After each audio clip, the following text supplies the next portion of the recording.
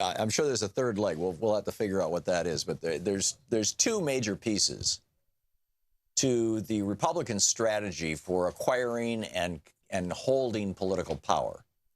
And this fundamentally goes back to what Henry Wallace was asked in 1944, when the New York Times in June of 1944 asked the vice president of the United States at that time, the sitting vice president of the United States, they asked him, are there fascists in America? I mean, keep in mind, we were fighting a war with fascists in Germany and in Japan.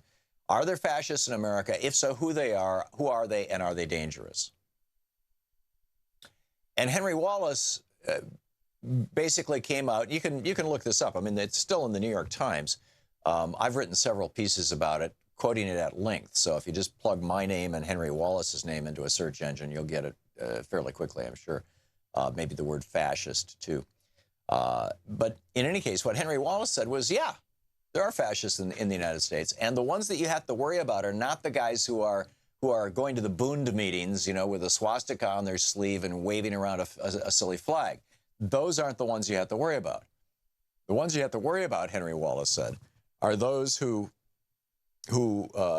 speak with, you know, great and eloquent patriotism, but in fact, I'm paraphrasing here from memory, but in fact, they are the spokespeople for vested interest and monopoly. And their ultimate goal is to seize political power along with the economic power which they already have. In fact, to use that economic power to seize political power so that they may keep the average man in eternal subjection. That's my recollection of the last paragraph of Henry Wallace's article in the New York Times. And it's pretty close. And that's what has happened now.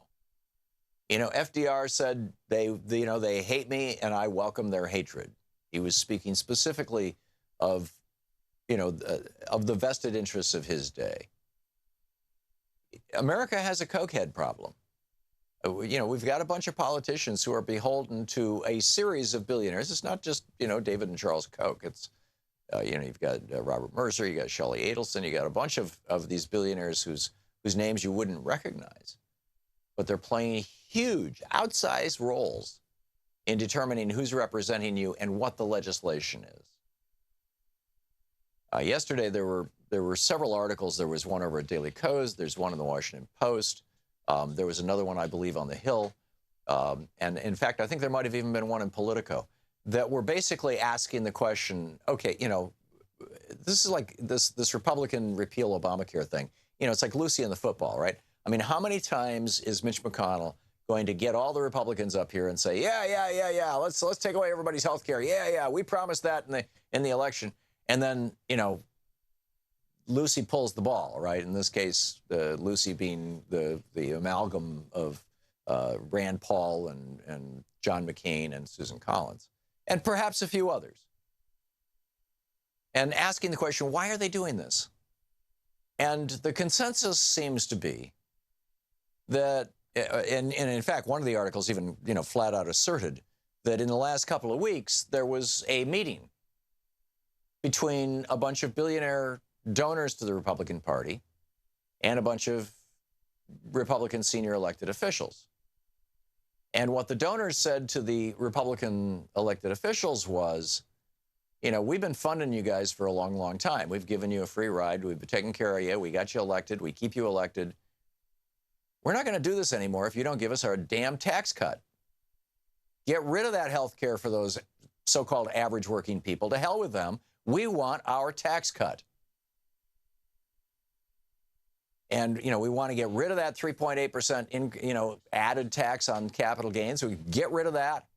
So we're not paying for people's health care. And then we want so-called tax reform. We want a big tax cut for our businesses so that we can buy back more of our stock and we can get even richer. And the Republicans said, oh, my God, if we upset these people, they're not going to give us any more money. And that's why they're doing the vote, even though they know it's going to fail. They're doing the vote to say to the billionaires who own them, see, we tried.